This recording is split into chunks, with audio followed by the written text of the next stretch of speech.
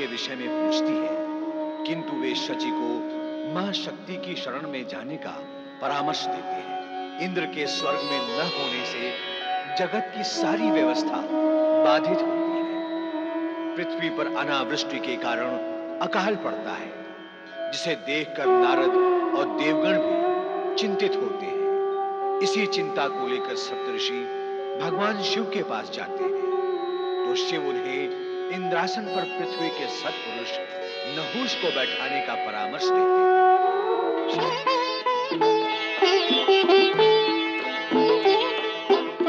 प्रणाम मां। आप शिव संगिनी हैं माता। मैं अपने आराध्य भगवान शिव के दर्शन के लिए, वह उनकी पूजा आराधना के लिए तरस रहा हूं। आप ऐसा कोई उपाय करें माता कि मैं अपने उस नित्य नियम का पालन कर सकूं।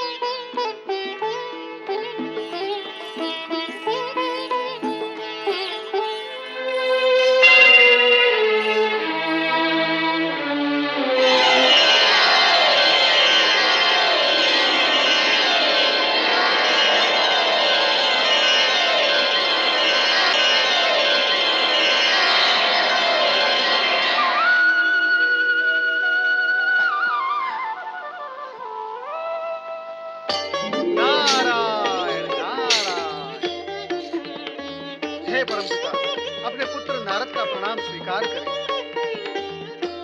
मेरा अभिप्राय आपका ध्यान भंग करने का कदापि नहीं है। तो फिर क्या अभिप्राय है तुम्हारा? विवश हूं। क्या करूं परमपिता, मेरे मन में उठते प्रश्न ने मुझे अशांत कर रखा है। उसी प्रश्न के समाधान हेतु मैं आपके सम्मुख उपस्थित हुआ हूं। इस समय स्वयं नहुष अशांत हो रहा है, इसलिए उसके विषय में पूछे जाने वाला प्रश्न अशांत तो करेगा ही, किंतु तुम उसकी चिंता क्यों करते हो? जो कुछ हो रहा है अथवा होने वाला है, उस सबको तुम एक मौन दर्शक की भांति देखो। नारायण नारायण परमपिता, यदि ऐसा संभव होता तो मैं आपको कष्ट न देता, परंतु क्या करूं, वृत्ति की विवशता है परमपिता, वृत्ति की विवशता। जब एक प्रश्न मन में उठता है तो उसके समाधान तक मेरे श्वास की गति नियमित और संतुलित होती ही नहीं।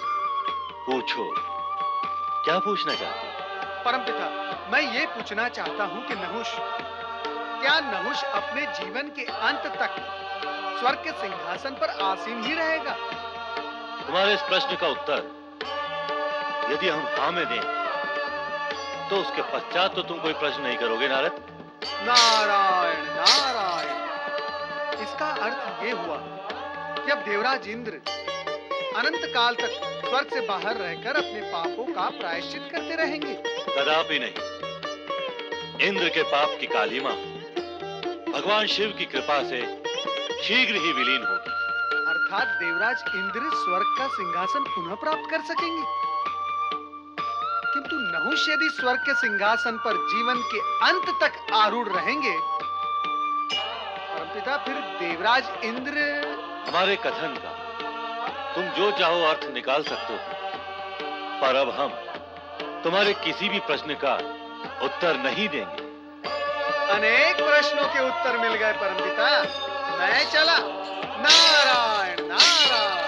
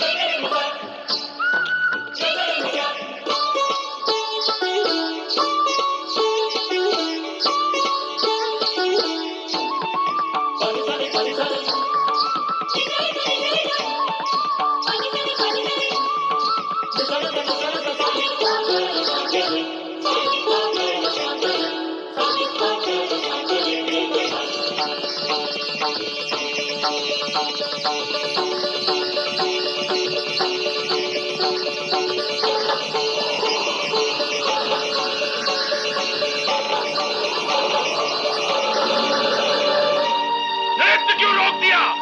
क्या बात है? नृत्य क्यों रुक गया? देवराज, इस सिंहासन पर सदा इंद्राणी विराजमान होकर इसे सुशोभित करती रही हैं।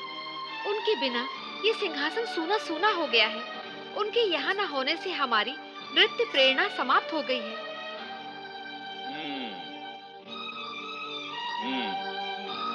तुम जा सकती हो।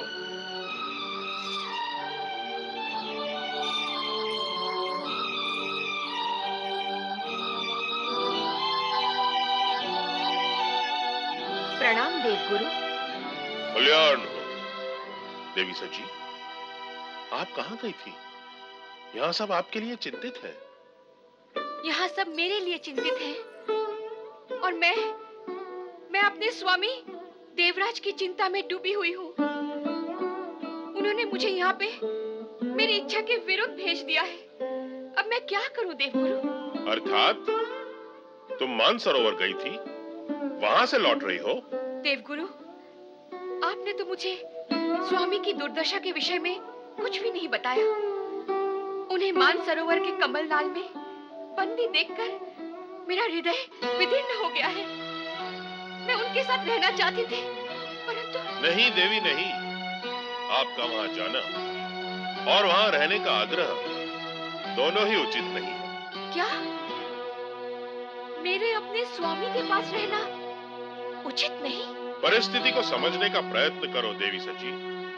देवराज इंद्र वहां प्रायश्चित व तपस्या करने गए हैं। यदि मोह माया उनकी साधना में बाधक होगी, तो क्या वे अपने लक्ष्य तक पहुंच पाएंगे? तो अब मुझे क्या करना होगा देवगुरु?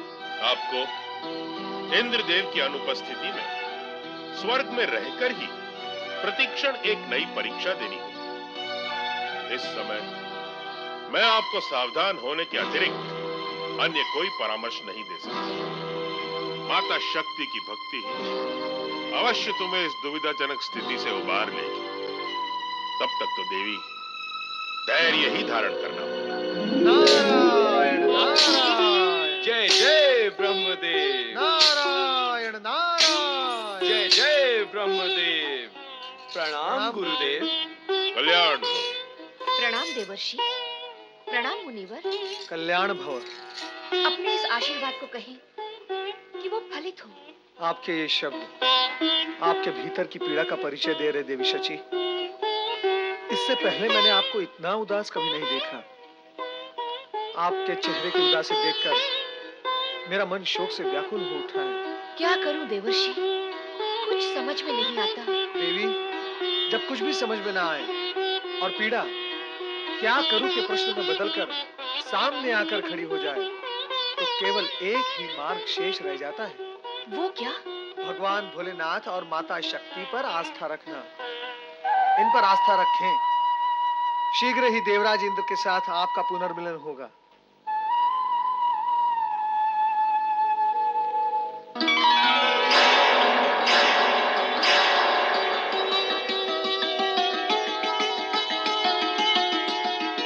स्वर्गाधिपति देवराज नहुष, आपके स्वर्गाधिपति बनने के पश्चात आपको बधाई देने के लिए हम पहली बार स्वर्ग में आए हैं, किंतु आपने हमारी ओर देखा तक नहीं। नारायण नारायण। क्षमा करें देवर्षि और मेरा प्रणाम स्वीकार करें। देवगुरु बृहस्पति को भी मेरा प्रणाम निवेदन है। कल्याण हो। देवी सची, देवराज नहुष से भेंट का संभवतः ये आपका पहला अवसर है। प्रणाम प्रणाम देवगुरु। देवगुरु, मैं अकेले में आपसे कुछ निवेदन करना चाहता हूँ। नारायण नारायण। देवराज नहुष, आप देवगुरु से मनचाहा वार्तालाप करें, किंतु हमारी बधाई स्वीकार कर हमें विदा करें। प्रणाम गुरुदेव। तनिक ठहरे देवर्षि, आप हमारे सम्मुख पहली बार स्वर्गलोक आए हैं। हमें स्वागत सत्कार का अवसर तो दें। नारायण नारायण।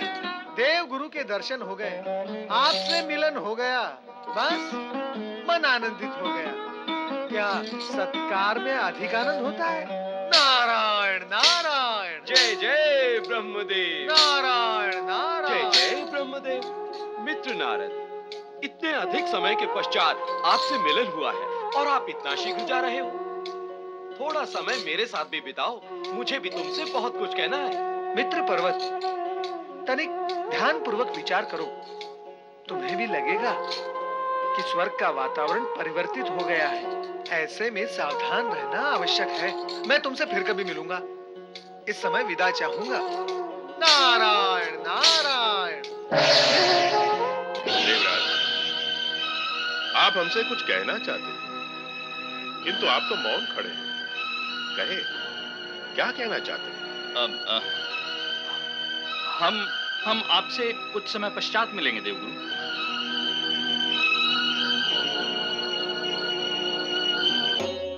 नारायण नारायण।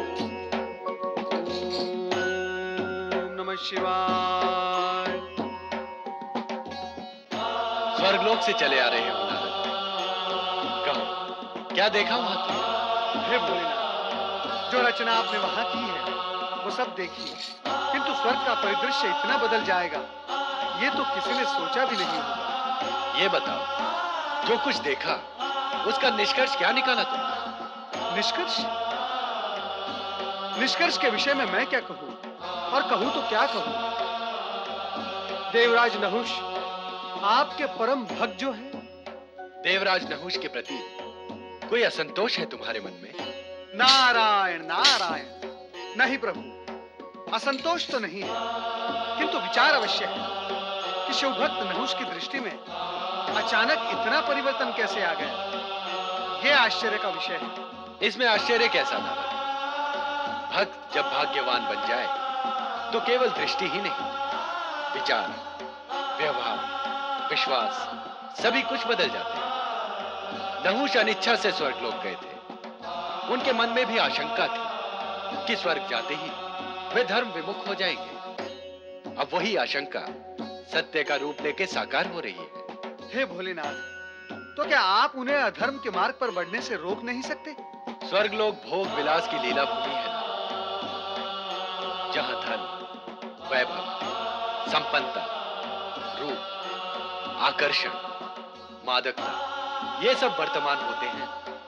वहां सदा भोग की इच्छा प्रबल रहती है,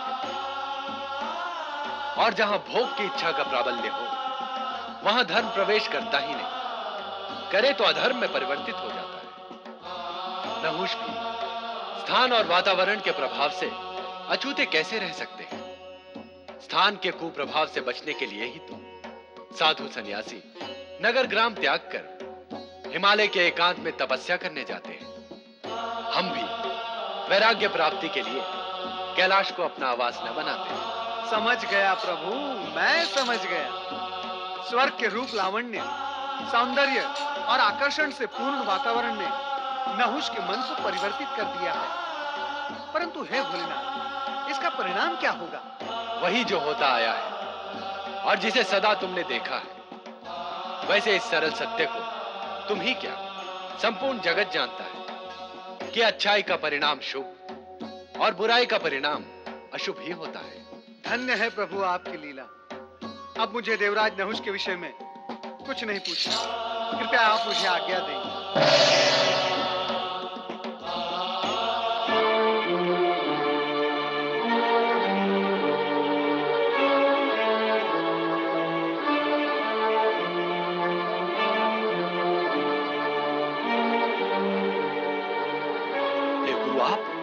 हाँ महाराज नहुष, आपके मन में उद्वलित द्वंद्व को मैं कुछ कुछ जान रहा हूं। देवगुरु के नाते यह मेरा कर्तव्य है कि आपकी व्यग्रता का समाधान करूं।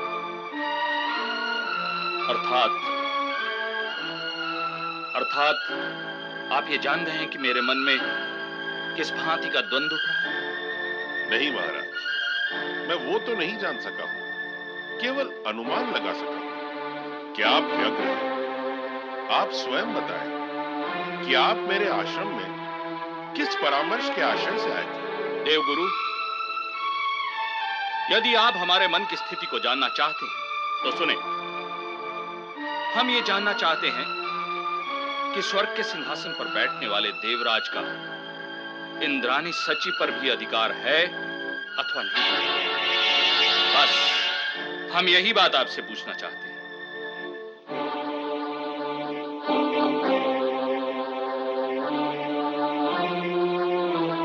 यदि सची स्वयं स्वेच्छा से और देव सभा भी स्वीकार करे तो यह अधिकार आपको प्राप्त हो सकता है। परंतु जहां तक मैं जानता हूं, देवी सची अपने पति इंद्र देव के प्रति पूर्ण रूप से समर्पित है। वो अन्य किसी पुरुष की पत्नी बनना स्वीकार नहीं करेगी। और यदि हम अपने अधिकार का प्रयोग करें तो स्वर्ग और स्वर्ग में रहने वालों पर असुरों ने अनेक बार बल प्रयोग किया, परंतु हर बार उन्हें स्वर्ग से पलायन करना पड़ा। आप जैसा धर्मात्मा, नीतिवान, न्यायप्रिय महापुरुष असुरों के समान बल प्रयोग करे, इस पर मैं विश्वास नहीं कर सकता। हम आपके विश्वास की रक्षा करेंगे देवगुरु, और वही करेंगे जो हमारे योग्य हो। मैं और समस्त देवगण आपसे यही आशा रखते हैं। मुझे आज्ञा दें।